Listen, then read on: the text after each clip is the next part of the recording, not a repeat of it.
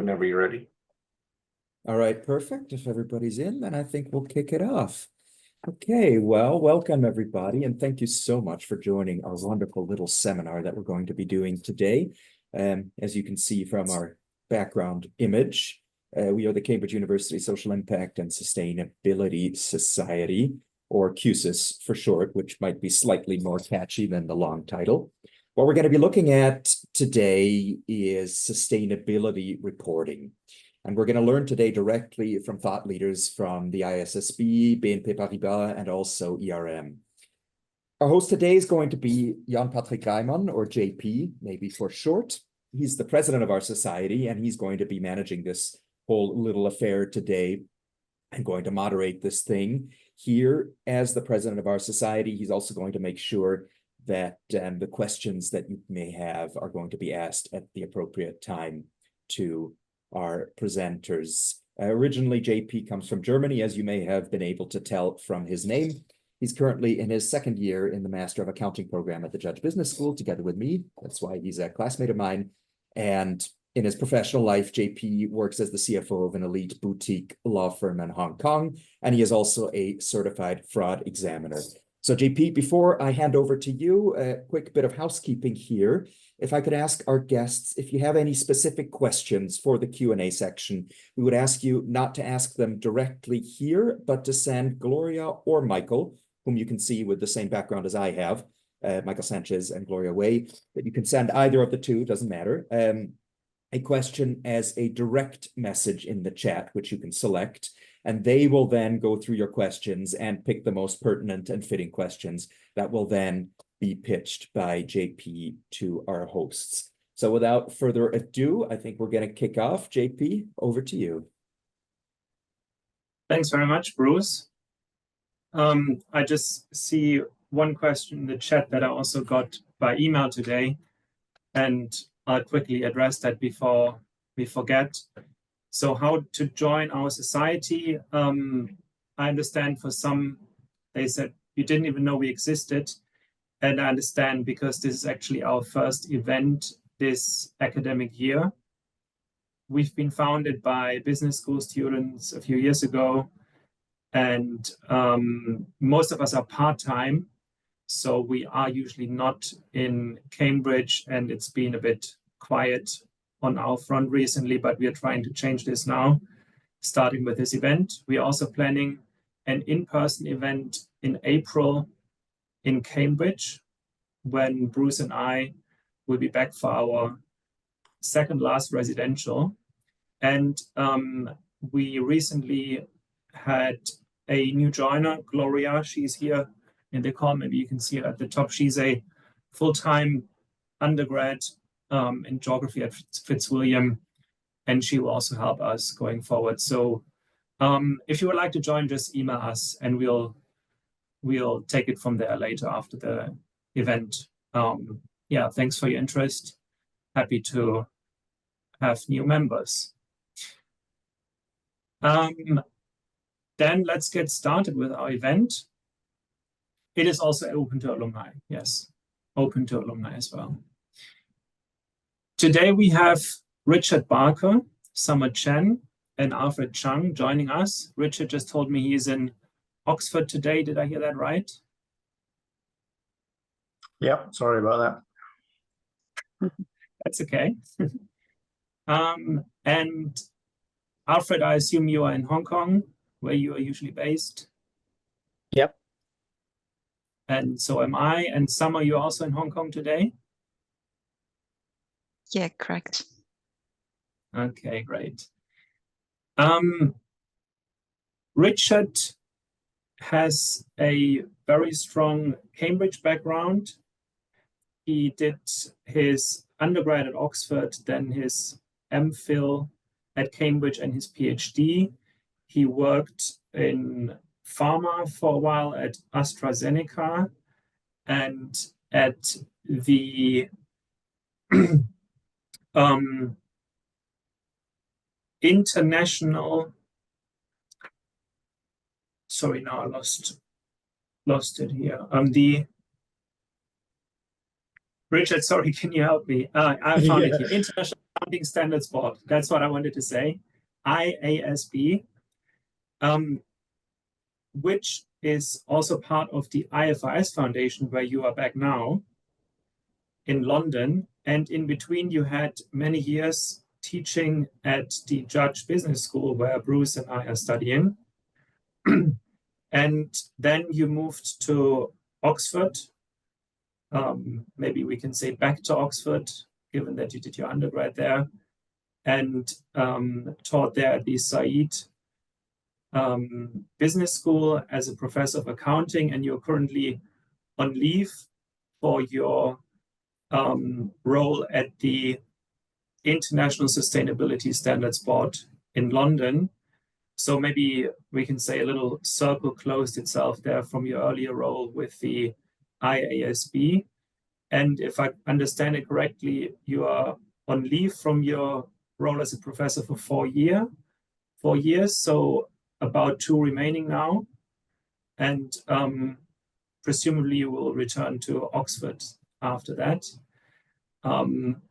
And what impressed me very much, what I saw in your bio, it says that you won the unprecedented double in 2011, and you were awarded teaching prizes at the business schools of Oxford and Cambridge. And you also won most acclaimed lecturer in the social sciences by the Oxford University Student Union. So you must be a great teacher. I would love to join one of your classes maybe one day when you're teaching again. But great to have you here today, Richard. Thanks very much for joining us. We also have Summer.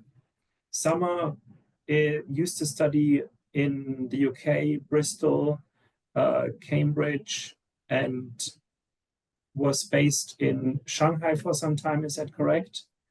And now you're based, like Alfred and I, in Hong Kong. You've been with the UK government, the Foreign Office, in a climate change role based in Asia, if I understand that correctly, and moved to ERM, one of the leading sustainability consulting firms in the world.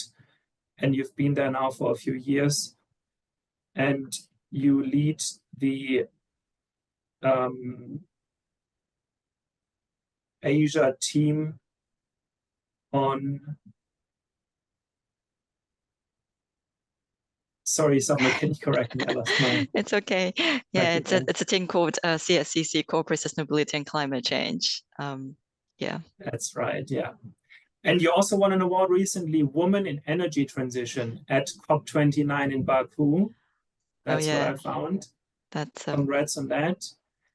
And you are a frequent and sought after speaker in Hong Kong, for example, at the annual Rethink conference, which is Hong Kong's leading conference in sustainability. So she's one of the leaders in this field. Thanks very much for joining us today. And last but not least, Alfred, who's with BNP Paribas in Hong Kong, previously was with the HKMA, which is one of the 2 financial regulators here, the Hong Kong Monetary Authority, and also with Credit Suisse for a couple of years. Alfred graduated from Magdalen College in 2014 and is now back in Hong Kong and in a role in sustainable and responsible investments. Thanks also, Alfred, for joining us. And both of you, Summer and Alfred, recently attended COP29 in Baku. So maybe we can hear a bit about that as well later. And I believe this wasn't the first COP you attended. So you usually go to these events, if I got that correctly. Richard, maybe we can start with you. When I was preparing for this event, I saw a news story from just yesterday And it said that the EU Commission is going to publish something they call the Omnibus Initiative. And it says that it's expected to be published tomorrow. And what they want to do is they want to take some of the bureaucracy out of the sustainability reporting. There are a couple of sustainability reporting directives in the EU, and a lot of companies have been complaining that it's too much work and too much bureaucracy. So the Commission said, okay, we're going to do something about it. Richard, I know you're based in London, so not part of the EU anymore, unfortunately, but I believe the EU is still often setting the standards, leading the way, maybe together with the ISSB. So my question to you, could you tell us a bit about this initiative? Is it relevant to you since you are based in London and with the ISSB? Or are you looking at completely different things? Okay, so there's a lot in that question. Let me give you some background and context. So the organization that I work for, the IFRS Foundation, has, as you mentioned, two boards. One board is the IASB, which sets accounting standards, and they are used in the whole world. Basically, the US is the one meaningful exception. So in 140 plus countries, when companies report their financial accounts, they use IFRS accounting standards. If you're an international business, you can use IFRS in the US as well. So they are the de facto global standard. Now, at COP26 in Glasgow, the IFRS Foundation created the International Sustainability Standards Board to sit alongside the IASB to set sustainability standards. So the idea basically was, look, the market is demanding information about how climate affects financial statements and how climate affects financial prospects and so on. It doesn't have the information it needs on climate and other sustainability issues. There needs to be a global standard. There are various different standard setters, that none of which have mandatory status. It's all a bit of a mess. And the natural organization to do that is the IFRS Foundation. So that was started in that COP26 is 2021.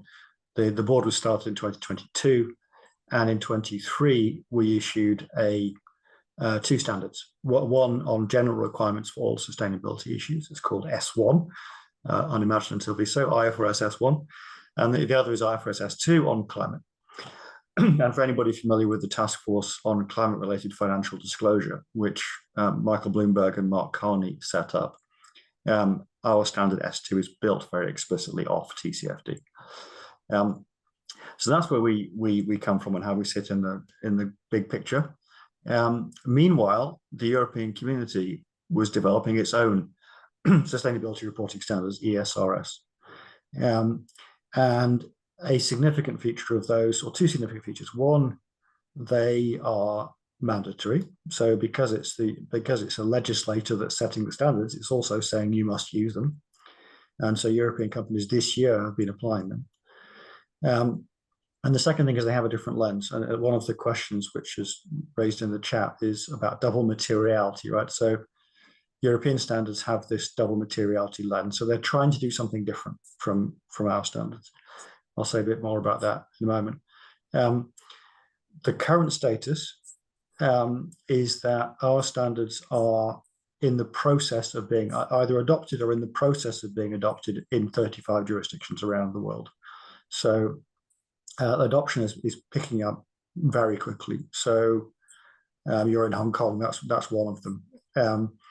But there's major jurisdictions in Asia, so China and Japan and Hong Kong, Singapore, Malaysia, Philippines, Australia, New Zealand. Actually, New Zealand is a standout. So multiple jurisdictions in Asia, likewise in the Americas, and within Europe, the UK is in the process of adopting. Now, where does Europe fit on all of that? Well, the double materiality feature of European standards means that they are designed to be standards for investors, for capital markets, and for wider society. That's the double bit. So the information is designed for two different audiences. Our standards are just designed for investors. Now, in principle, the investor-oriented part of the European standards is, in principle, the same as our reporting requirements. So doesn't quite work like that, but in essence, that's the idea. So actually, there is a very strong relationship between what you're required to do under European standards and what you are not in Europe required to do, which is apply international standards. So in our view, the European standards are essentially what we call functionally equivalent with international standards, and therefore with international reporting to investors. What's happening tomorrow, if the timeline, so this call is very well timed, what's happening tomorrow, if the timeline is met, is that the European standards there'll be an announcement about changes to not just the reporting standards, but other aspects of sustainability-oriented legislation and for investors in Europe, and investors and others. We're expecting that to be a significant change, but the details of it, there have been various leaks of what the details might or might not be, but we don't yet know.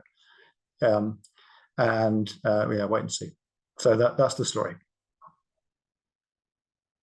Okay. Thanks. Thanks for sharing that. Then how about we move on to Summer? Summer, I mentioned earlier you've been working for the Foreign and Commonwealth Office, so for the British government, for over 5 years before you joined ERM around 4 years ago, almost. And given what Richard just told us, you've been working in consulting and for the government. Can you relate to the kind of things Richard just talked about? Is that something that that is important in your work here in Asia, or do you have other worries that you're looking at? Yeah, thanks so much, JP. And hello, everyone. Nice meeting you. Thanks so much for having me here. I'm Summer from ERM, and I work quite a lot on supporting corporates on low carbon transition, and especially corporate strategy and sustainability disclosure. So we support a lot of listed company, for example, in Hong Kong listed stock exchange, to meet those requirements for compliance purpose. So some companies, they doing it not because they want to do it. Sometimes they just have to do it.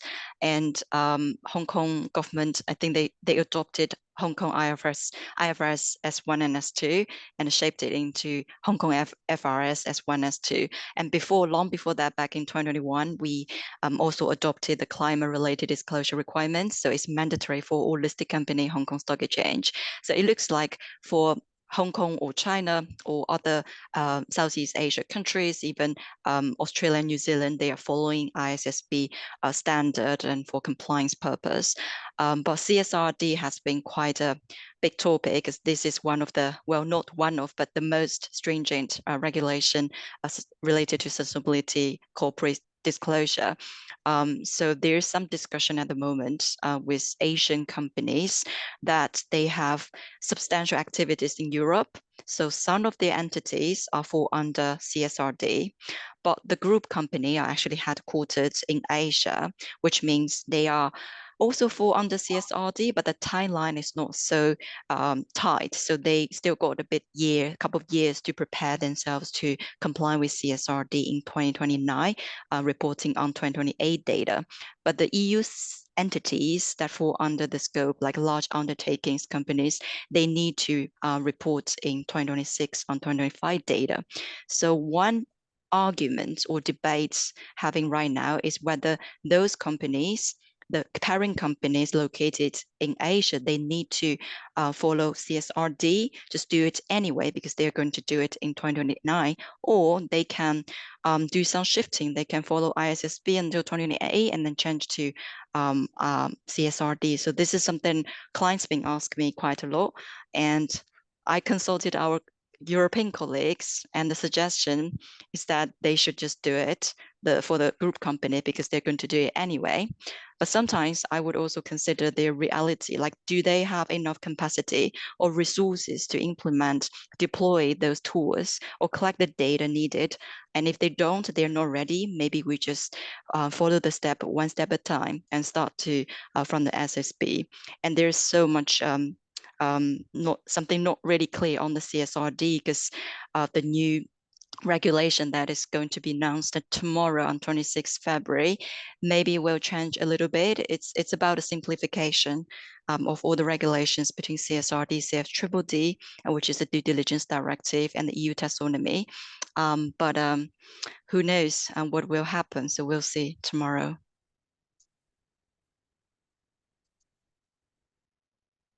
Just to clarify, just to say, to add to Summer's very nice summary there, CSRD and ESRS are the same thing, right? So the CSRD is the directive and ESRS is the standards that result from the directive. The acronyms are unhelpful, but that's the way it is. Thank you. And Richard, if you ever travel to Hong Kong, please let us know. Maybe we can do something in person here. Or in Cambridge, we are planning an event there in April in person. Thanks for sharing this, Richard and Summer. And I just see we have almost 50 participants, so that's a nice turnout for our first event, given that we haven't done one in a long time. Alfred, let's turn to you. You and Summer have a few things in common. You both studied in Cambridge. You're both based in Hong Kong. You're both sought after speakers here in Hong Kong, and you both attend these COP conferences. The most recent one, what was it called? COP29 in Baku. And you work with a bank though, so different, bit of a different field. Your role is ESG and sustainability investments. Do things like this EU omnibus and the regulations we just talked about, do they concern you in your work? Or same question, do you have other worries? Sure. Thanks, JP, and thank you everyone for joining the session. And thanks for having me. Maybe I'll start with giving a bit of a background on kind of what I do within BNP Paribas, given it's a very large bank with many different divisions, and because this context would kind of explain how we would approach kind of sustainability reporting. So I work within wealth management in Asia. So I sit in Hong Kong. So wealth management is the division that helps different clients, family offices, investors, entrepreneurs, etc., to invest their money and manage their money. And so we help investors to really integrate sustainability considerations in their when they make investment decisions. And what that means is effectively take the different information that is around. So traditionally, when we invest, we take in mostly financial information, right? Macroeconomic information. But now we have environmental information, social information, and governance information from companies, industries. And part of this, right, certainly very important, is because of the regulations that we just talked about. Right? I am not an expert per se on the specific regulations because I don't do the reportings myself. But the way that I think we can understand this from an investor point of view is how do we find the information that is relevant for me to better inform my investment decision making, right? So certainly these regulations, part of that have that in mind in terms of, let's say I want to invest in a high emissions company, right? What I want to know really is, I mean, what is the level of emissions? What do they have a plan to reduce their emissions, or how they're going to do it? Or if I'm an investor, can I influence in a way that trying to align my portfolio or interests or kind of financial assessments with this kind of environmental considerations. So I think coming back to the question about the omnibus regulation, and probably one thing to kind of allude to here, which is a little bit of an elephant in the room, is the how Trump is kind of taking on different issues around ESG, which I think perhaps has certain things in common with how the EU is trying to modify the regulations and trying to focus on competitiveness. But I think the overall idea is ESG has really kind of matured in a way from the angle of the investors, because now investors are really who kind of focus on this are actually looking at the level of transparency in the data. They're really focusing on the actual substance rather than the large labels. So I think this is where the regulations kind of come in play in terms of having the companies, the investee companies, provide the useful information for investors to actually make better decisions, right? So I think this is the whole idea, and that is how kind of the regulations, I guess, should have that focus, so that investors like ourselves and our clients would be able to use this and analyze information in a way that would kind of incorporate the financial materiality in a way.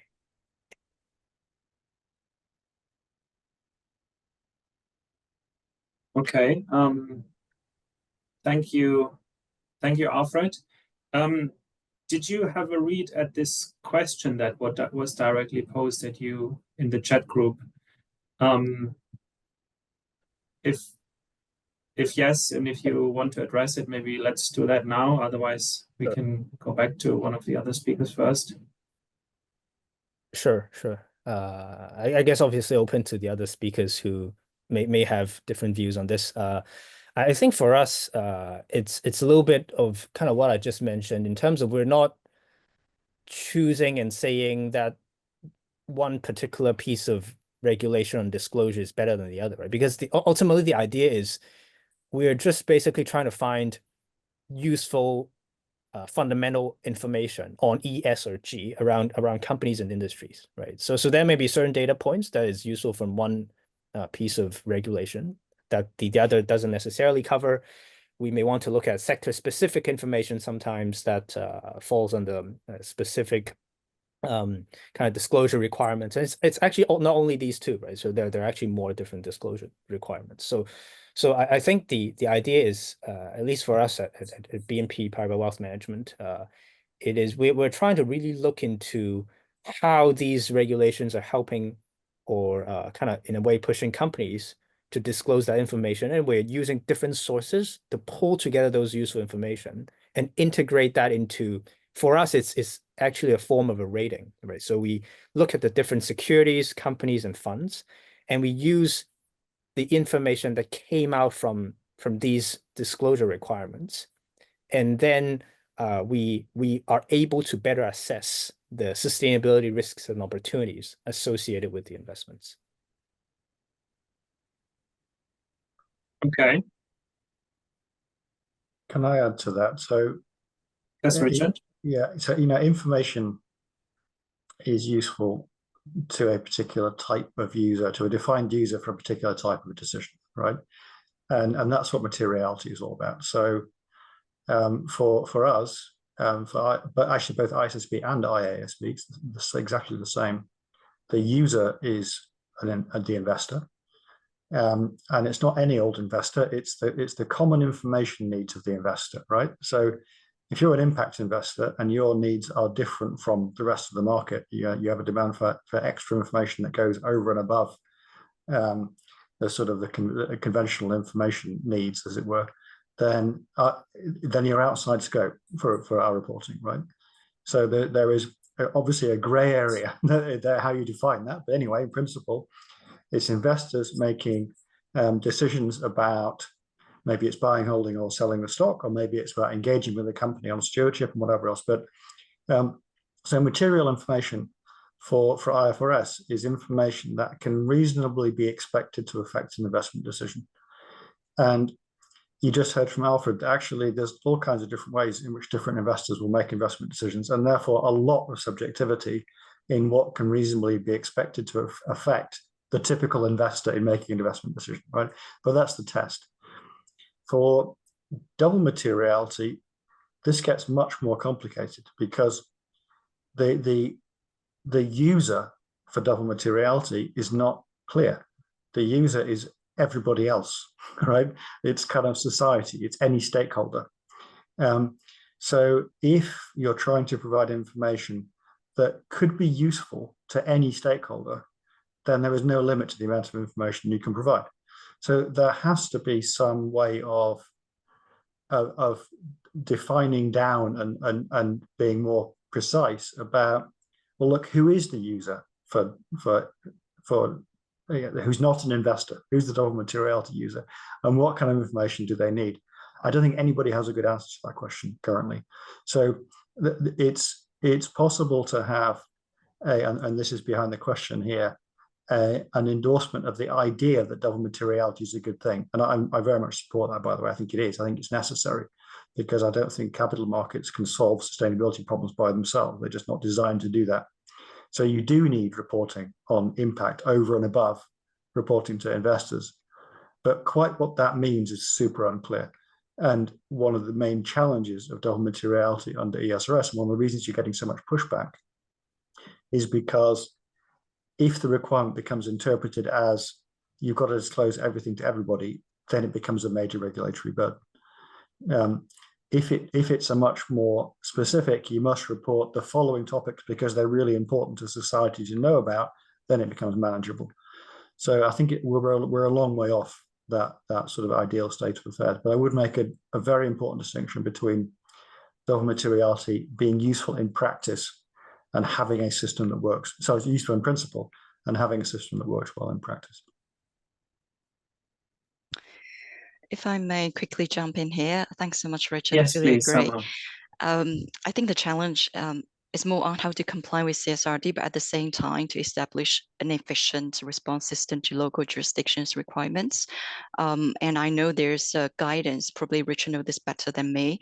IFRS and ISSB, they published guidance called the Interoperability guidance, so that to compare the compatibility between those outputs from materiality assessment, value chain mapping, and other activities, so that to minimize the effort from a company who want to do both CSRD but also for local jurisdictions requirements.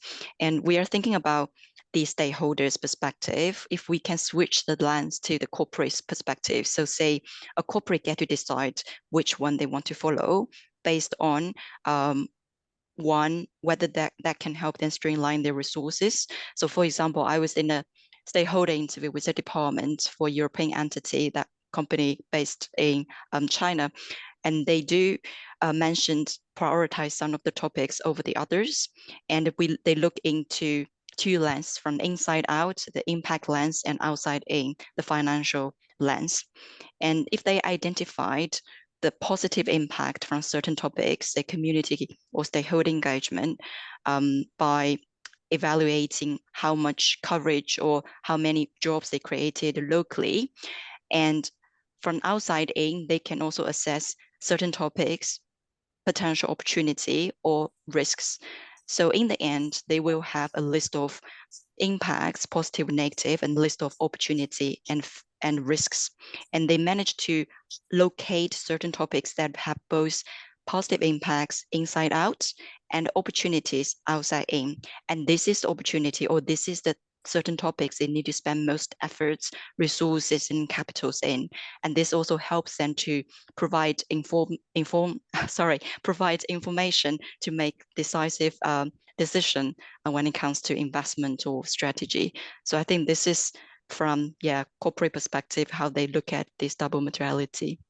Just 2 cents from me. Thank you for that, Summer. Just to add one more point as well, which is really important and often misunderstood. If you look at our climate standard, IFRS S2, it requires the disclosure of greenhouse gas emissions, scope 1, 2, and 3. In other words, greenhouse gas emissions throughout your whole value chain. Now, those are impact data, right? you know, if you take an inside out perspective, that's the reporting that you want to see, is how do companies contribute, as it were, it's a strange word, contribute, but contribute to global warming, right? Why would ISSB, an investor-oriented standard setter, require the disclosure of those impact data? Because that creates risks and opportunities for investors. So if you're in a business that has high emissions, chances are at some point in time, you're going to have to stop being a business that has high emissions. And so the question of your investors are going to ask you is, well, how are you going to do that? Your investors want to see a transition plan. They want to see, given that you're a high carbon business, and sooner or later, regulators, consumers, employees, others are going to stop providing the stakeholder support that they're currently providing to you. What's your plan? And it may be that it's exposure to physical climate risk a company has. It may be it's exposure to regulatory change or carbon tax or something of that type. It may be that it's innovative change. You know, the market moves on to different forms of energy, and you're still stuck in the fossil age and so on. So all those things are investor relevant questions. So impact data can be and often are material to investors, but not because the investors care about impact per se, but because the investor cares about the risks and opportunities that arise because the company has high impact.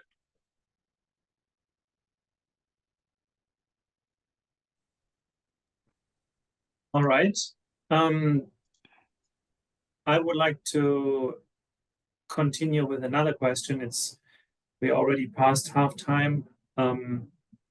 Good discussion here. Thanks for sharing your insights on these topics.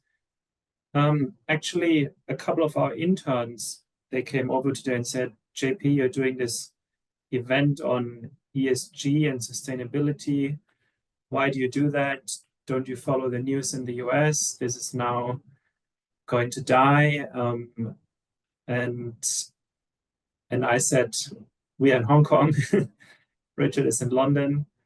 Trump is the president of the US, but not the whole world. So just because it's maybe seeing a drop there doesn't mean it's like that in the whole world. So maybe before the end of this webinar, would be interesting to have the opinion of each of the speakers on that. Is it going to die or make a big nosedive, this field, or are we not very bothered by what's happening in the US? And I think related to that is the question here that Christina asked, as economic growth has been slow in many economies around the world, and that affects career opportunities, of course. And here the question in particular is growth in ESG, carbon consulting, impact investing, and so on. What kind of growth do you see in this field in the next few years, next 5 years? And we also promised this when we advertised the event. If there's growth, if you see opportunities, and given that we are a student society, a lot of the participants here today are students and they might be interested in a career in this field, what would be your advice for them?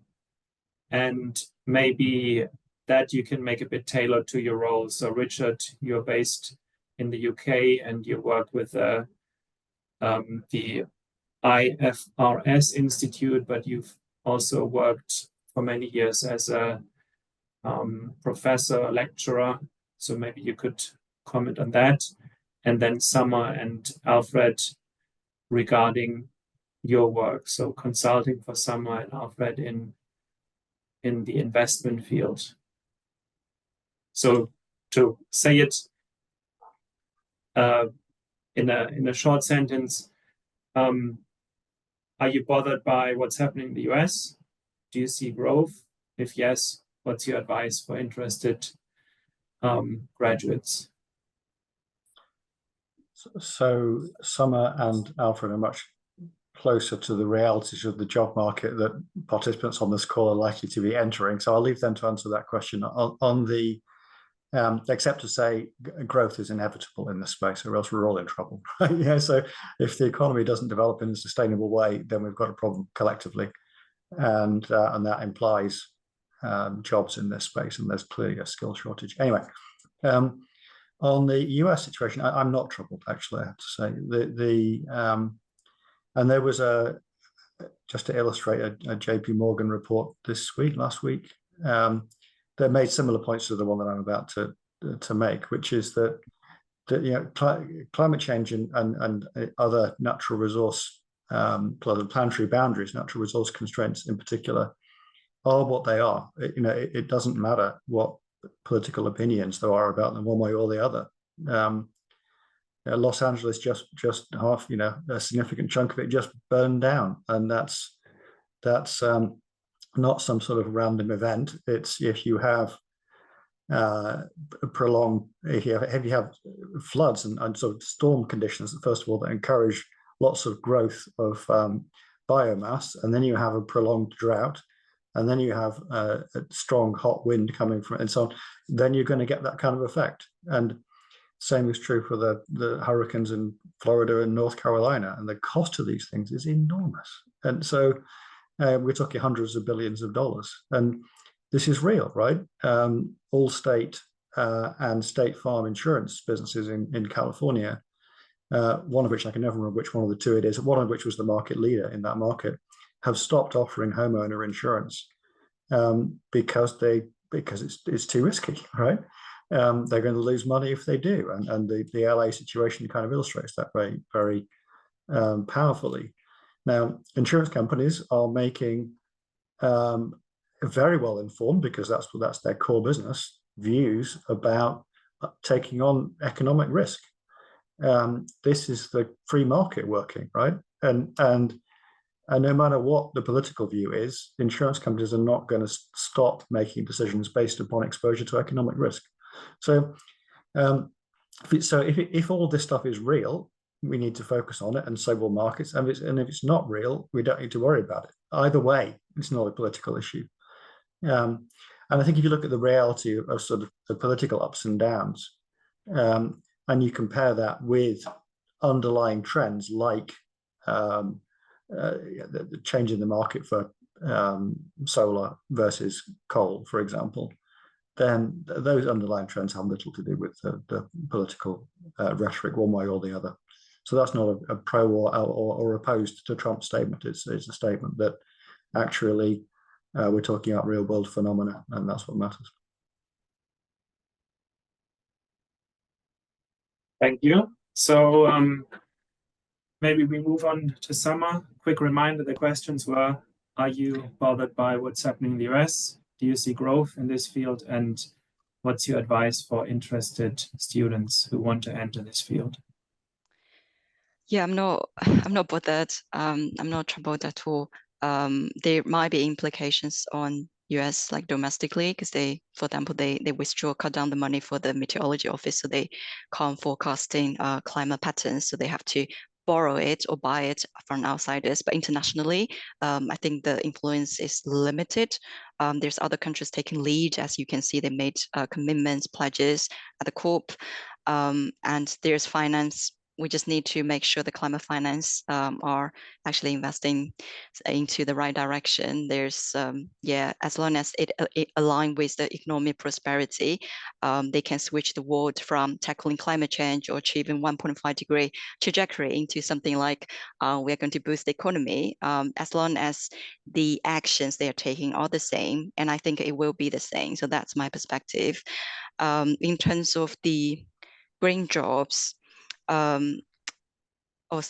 we move on to the green jobs, just one more point on the risk opportunity side of things, that we really need to link it back to the business, how to translate it, the climate or nature related risk opportunity into the business performance in terms of the financial indicators like OPEX, CAPEX, total liability, and those is something actually matter to the business, and they as long as they understand the cost of inaction. If they're not doing anything, they're going to lose money, or if they are doing anything, they can boost the revenue, and then as long as it makes sense to them, I think the business will also lead the way. In terms of the green career, the question is in next 5 years. I'm a climate angry pessimist, and I don't think we can really bend the curve. But I think as long as we are doing it, it's better than we're doing nothing at all. And in the next 5 years, I'm quite convinced and that we will be doing something really kind of matter, even bending the curve a tiny little bit in terms of the impact investing. Sorry, yeah, let me just see the questions. For the GH emissions, I think for scope 1, 2, we really don't need to rely on consultants like ERM. There's well-established tools that you can utilize for free on the internet. So, but for scope 3, sometimes it can be complicated in certain industry sectors like oil and gas. So you probably need to rely on that. So equip yourself with knowledge around scope 3, especially maybe on finance emission, because that's a separate guidance on finance emission of PCAF, or even for private equity, that's another separate guidance. And that's something would be useful for calculating the biggest majority of emissions coming from financial institutes. For the impact investing, yeah, I'm not a subject matter expert on that point, but my understanding is, at least maybe in UK and Hong Kong, is quite a big, there's a big portion of money in the impact investing, but in the US probably not anymore. And I think Alfred probably have a better sense view on this topic than I do. So I'll pass to Alfred. Yeah, thanks, Summer. Yeah, I can talk a little bit to impact investment. I guess before that, just to answer the questions in that order. So starting off with the US developments, which I think it's clearly, I think mostly the sentiment effect, right? As I mean, Trump is in the news every day, and you get the DEI stuff, you get the climate stuff, and the other kind of funding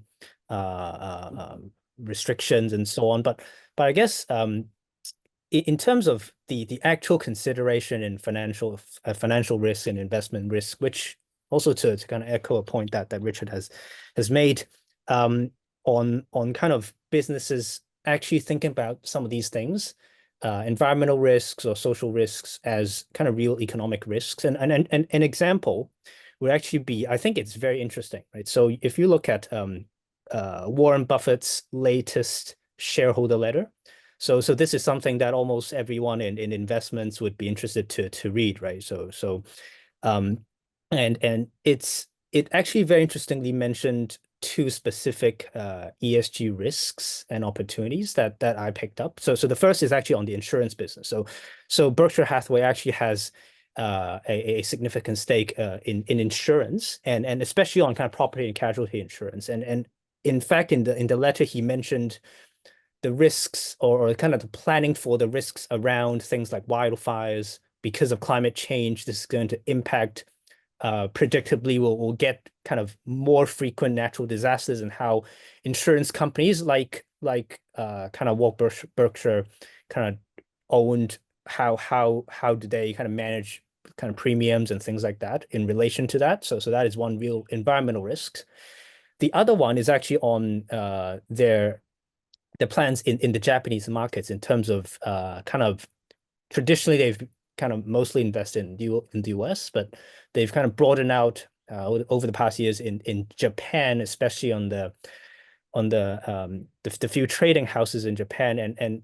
And Warren Buffett actually commented specifically on the compensation schemes, the way they manage shareholder returns, do buybacks, the quality of the management, and these are all squarely very important kind of corporate governance factors, right? When you make an investment decision, especially for the long term, these are things that you want to consider. So I think that is a very kind of timely and relevant example on how these things would still be here.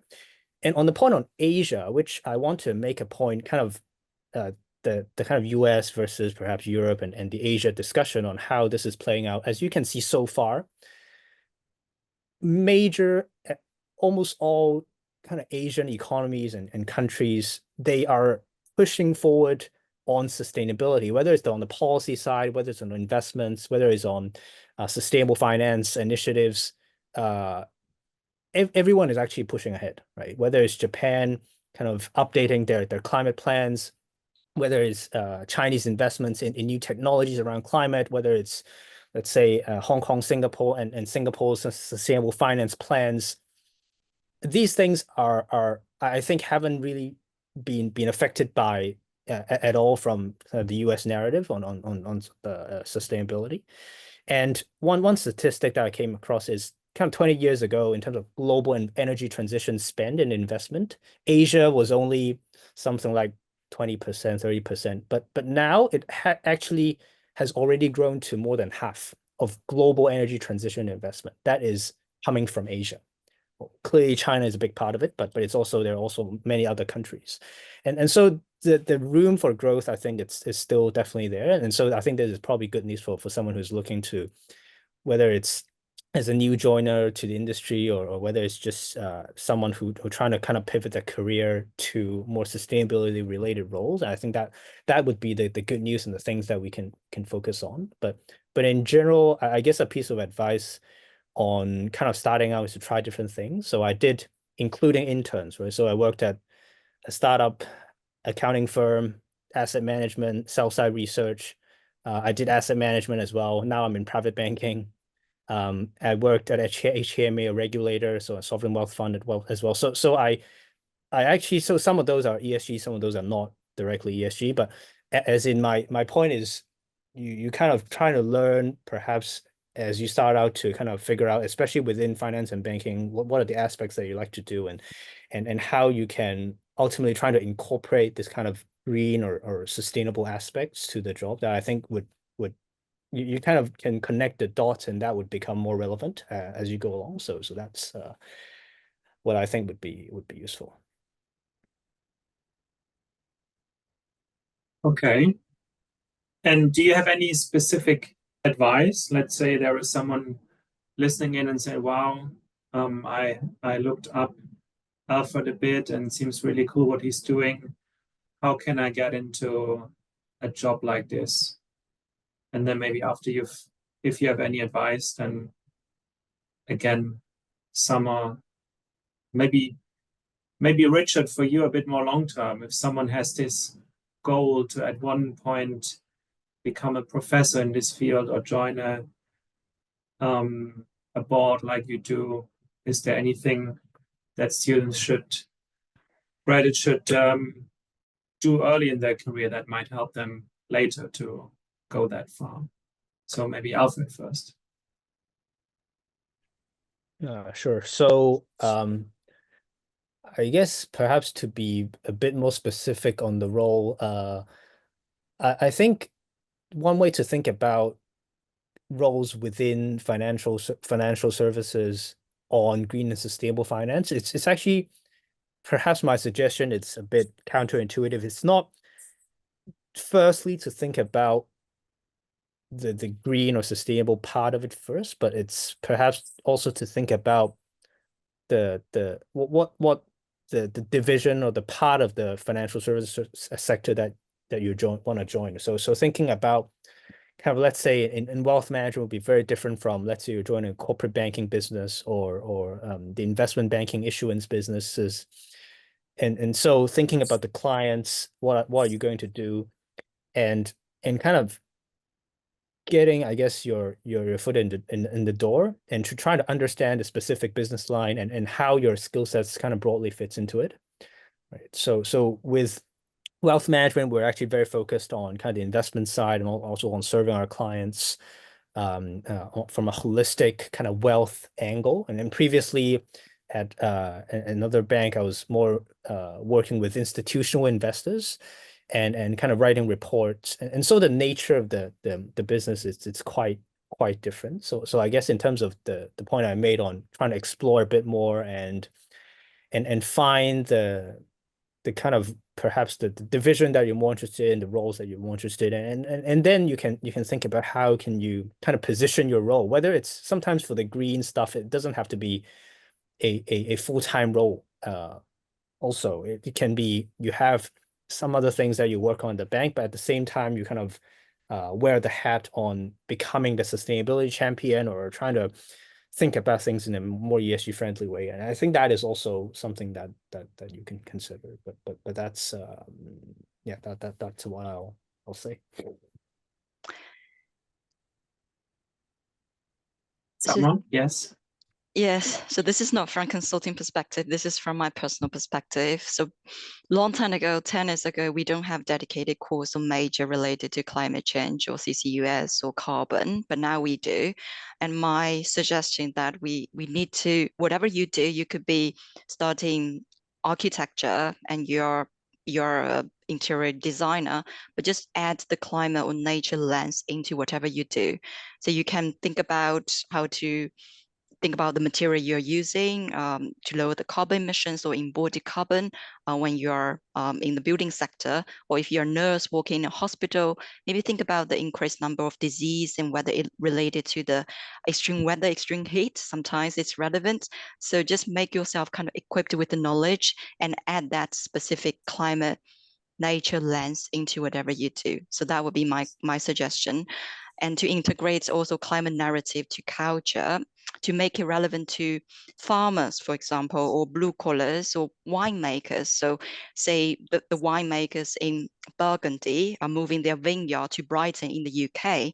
And this is something, it's due to climate change, right? So these are something relevant to people's lives. And think about that and to position your career, having the climate lens in it, I think that's crucial. Thank you. And Richard, you said your Wi-Fi dropped, so I'm not sure if you heard me earlier. I said, for you, as you are much more senior, but let's take a similar approach. Let's think that big. If someone here says, wow, I want to be like Richard one day, I also want to become a professor at Cambridge or Oxford and then join such a major institution of standard setting. Do you have any advice for people early in their career to get there? They're two quite different career tracks. So the fact that for me they combine is unusual. So an academic career track is you do a PhD, right? I mean, that's just that's it's equivalent to if you want to become a medical doctor, you can't just do it. You've got to train as a doctor. So that's a very particular kind of track.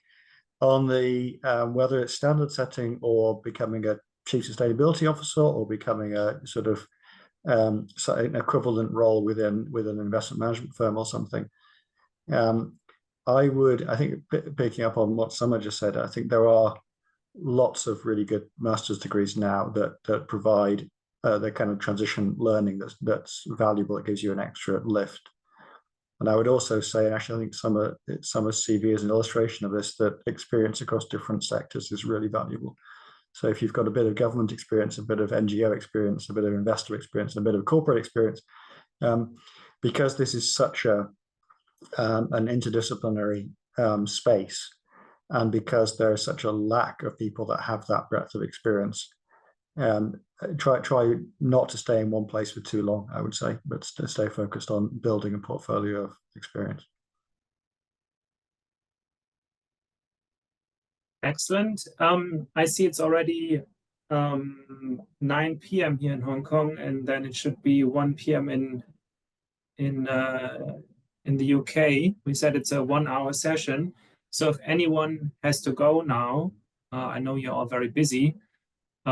Please don't feel compelled to stay. That's both for the speakers and for those attending. I'm not in a rush right now, so I'm happy to stay on for a bit longer and go through some of the other questions. Provided some of the speakers are happy to stay for a bit longer too, but please don't feel obliged. So if anyone has to... Off JP, unfortunately, if there's any quick question, I can take it. But is there anyone who has a burning question for Richard? Maybe you could type it again, or I don't know if you have the right to unmute yourself. Just unmute yourself and say it.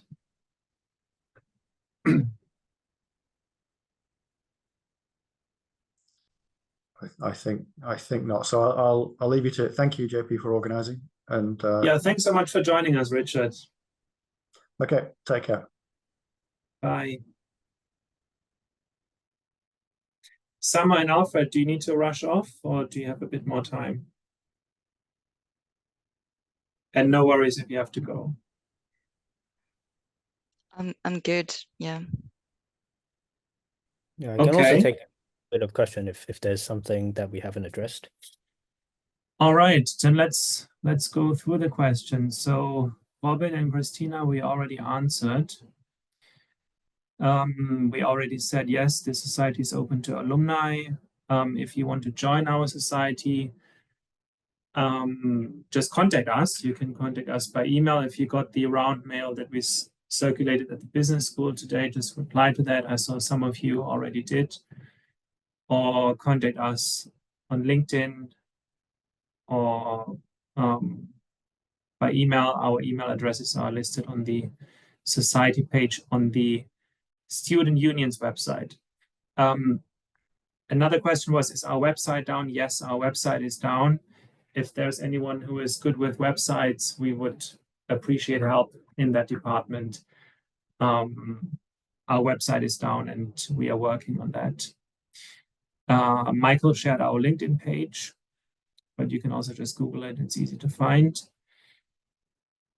Next, what strategies can companies use to improve the accuracy of their ESG data?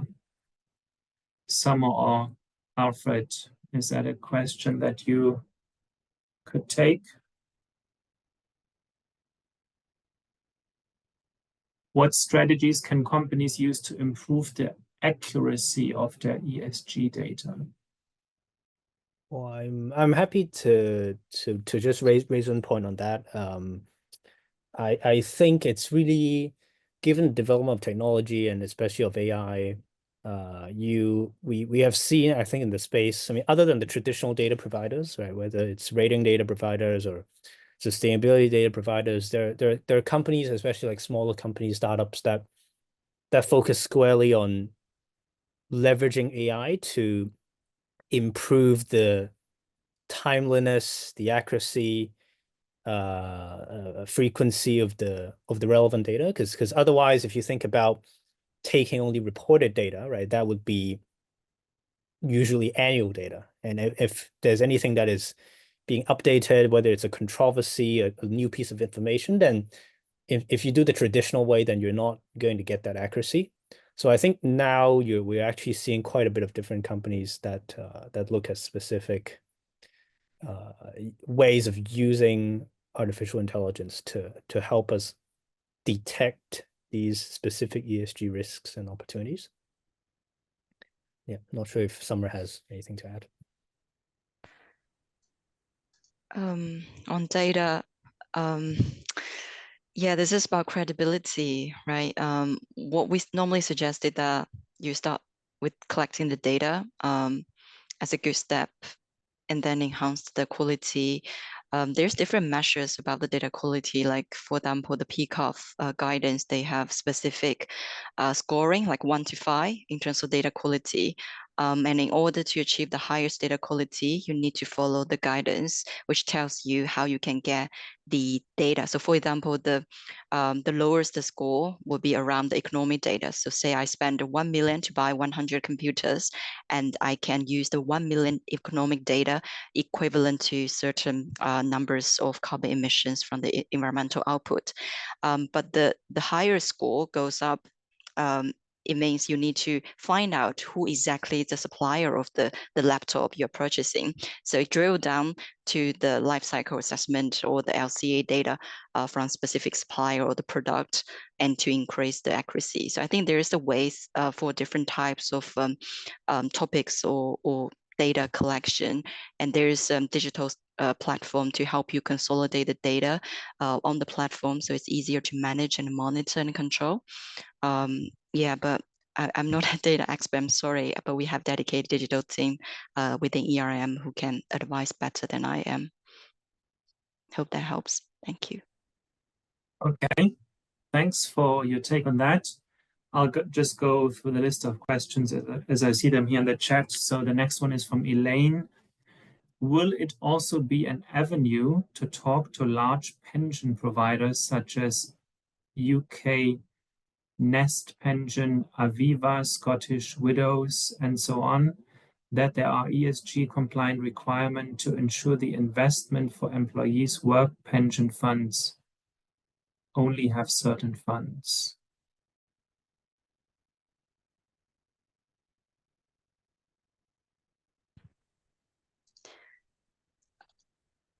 Alfred, Again, Summer? again, I still don't know the question, but I would suggest you to reach out someone called my friend. Sorry, I forgot his family, but I can send you later on. He is actually writing a book about how green is your pension, and he's going to publish maybe next month in March. He's based in Hong Kong. He worked for climate finance, Asian climate finance. I'm just quickly search that and I'll send you. And he knows a lot about pension in the UK. So the idea about writing this book about how green is your pension is about the UK's pension system. But now he's trying to lobby the Hong Kong government, MPF, to think about the compensation, the pension system, and how to incorporate that into the financial system. I'll find out his name and you can maybe reach out to him directly. He's a very nice person. Okay. While you are looking for that name, I have a question to everyone here. It's been a while that I've done a Zoom talk. And I know that there is a way to put everyone who's showing their face here, like in a way that we are all the same size and we can kind of take a group picture. I think that would be nice, given that this is our first event this year and in a while. Does anyone know how to do that? So those who are who turn off their camera, if you don't mind, would be nice if you can turn it on. And does anyone know how to do that?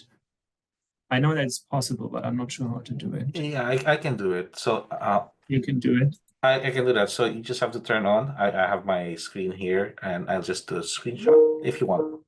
Okay, so everyone smile, look in the camera.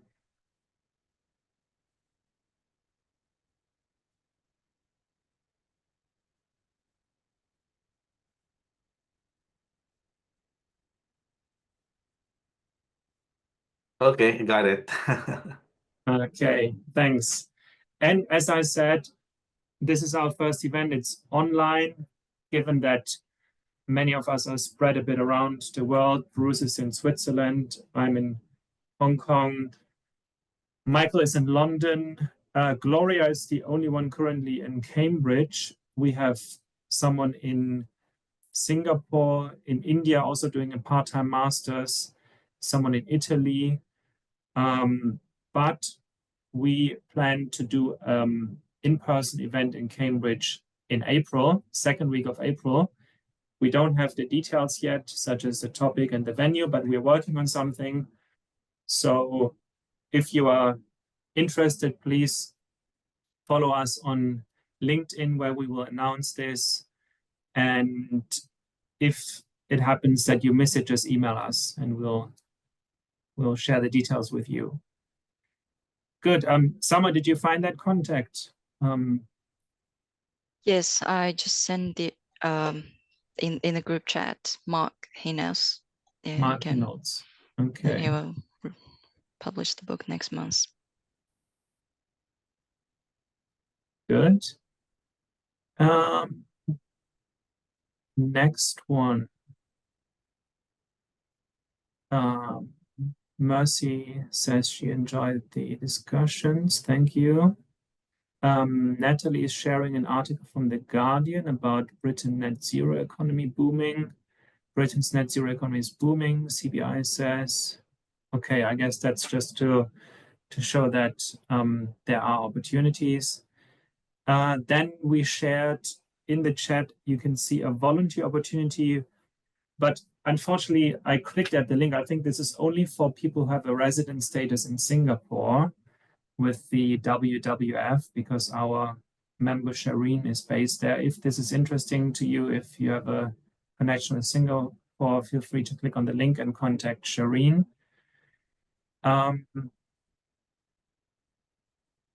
Anything else? Any other questions, Mike, that I missed? None. None. I think we asked all the questions we have. Okay. All right, then thanks, Alfred and Summer. So thanks so much for joining us today, for taking the time. And thanks everyone who attended today. This event has been recorded, as we do with all our online events, and we will put it later on our YouTube channel. So if you missed something, if you want to watch it again, check our YouTube channel. I don't know how long that will take, Michael. Maybe a few days later or a week later, I don't know. And then it will be there. And yeah, if you want to join us, contact us if you haven't done so already, and we'll happily continue that conversation and let you know what opportunities there are. Thanks everyone for joining us. Thank you. Thank you. Have a good day if you're in the UK. All right. Or elsewhere. Thank you, Have a good bye. night if you're in Hong Kong or in this time zone. All right. Thank you. Bye-bye.